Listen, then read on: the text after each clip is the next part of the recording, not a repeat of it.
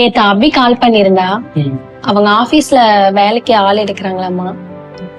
என்னையும் வரையான்னு கேட்டா. அதுக்கு நீ என்ன சொன்ன? நானும் வரேன்னு சொன்னேன்.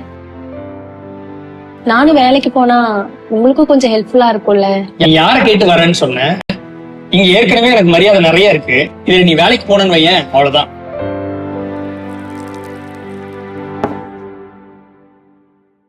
குரு,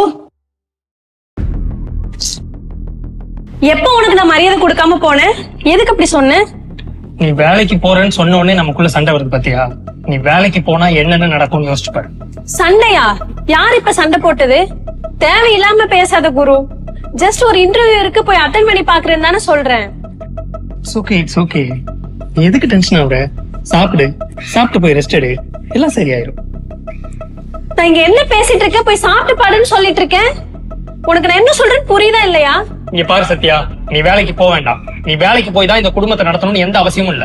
முதல்ல வீட்டுல இருக்க வேலையை ஒழுங்கா பாரு. நிம்மதி ஆபீஸ் கூட போக மாட்டேன். நான் கேம்பஸ் இன்டர்வியூல செலக்ட் ஆயிட்டேன். Monthly 50K salary. அதான் உனக்கு ட்ரீட் கொடுக்கலாமேன்னு பார்த்தேன். Congratulations madam. Thank you ma'am. அப்புறம் இனிமே நீ எதையும் நினைச்சு ஃபீல் பண்ண வேண்டாம். உனக்கு துணையா நான் இருக்கேன். இனிமே எல்லாத்தையும் நான் பாத்துக்கிறேன்.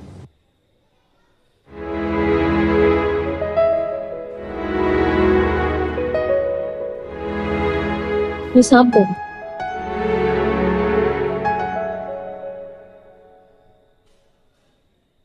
என்னாச்சு? ஒண்ணும் இல்ல. சொல்லு.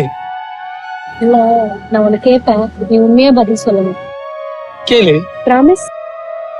ப்ராமிஸ். ஃப்ரெண்ட்ஸ் எல்லாம் ஒர்க் போறத பத்தி பேசிட்டு இருந்தோம். அபி சொன்னா, நம்ம எல்லாம் கல்யாணத்துக்கு அப்புறம் ஒர்க்குக்கெல்லாம் போக முடியாது, நம்ம நினைச்ச மாதிரி எல்லாம் இருக்க முடியாது அப்படின்னு. அதான் நீயும் என்ன கல்யாணத்துக்கு அப்புறம் வேலைக்கு போக வேணாம்னு சொல்லிருந்தோன்னு பயமா இருக்கு. சத்யா, என்ன பத்தி உனக்கு தெரியாதா? தெரியுமே, அதனாலதான் பயமா இருக்கு. ஏய், ஆமா, கல்யாணம் ஆன உடனே வேலைக்கு போலான்னு பார்த்தா நீ கைய காலை வச்சுட்டு சும்மா இருக்க மாட்டேன். ஒரே வருஷத்துல கையில குழந்தைய கொடுத்துருவ. அப்புறம் குழந்தை ஸ்கூலுக்கு போகட்டும் வேலைக்கு போலான்னு சொல்லுவேன். ஒரு நாள் வேலைக்கே போக கூடாதுன்னு சொல்லிடுவேன். எனக்கு பயமா இருக்கு. இங்க பாரு, யாரு என்ன வேணாலும் சொல்லட்டும், நான் சொல்றது நீ நல்லா கேட்டுக்கோ. உனக்கு எப்படி இருக்கணும்னு தோணுதோ அப்படியே இரு. உன் இஷ்டம் போல என்ன வேணாலும் பண்ணு. உன் கூட நான் இருப்பேன்.